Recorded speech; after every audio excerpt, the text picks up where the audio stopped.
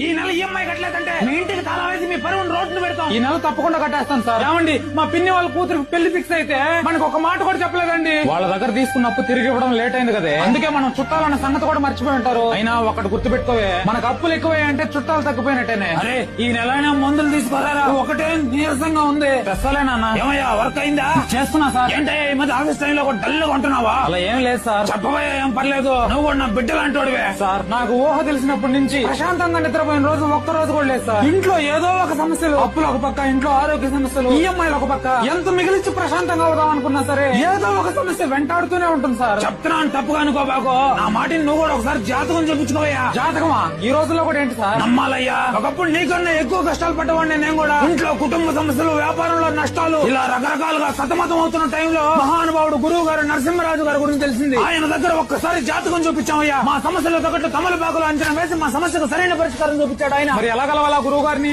ఏం లేదయ్యా, ఇదిగో ఇక్కడ ఇచ్చిన నంబర్ కి డైరెక్ట్ గా ఒకసారి ఫోన్ చేసి మాట్లాడండి. మన సమస్య ఏదైనా కుటుంబ సమస్యలు, వ్యాపార సమస్యలు, ఆరోగ్య సమస్యలు, నరదృష్టి, ఇలాంటి ఎటువంటి సమస్యలు ఉన్నా సరే కేవలం 5 రోజుల్లోనే సరైన పరిష్కారం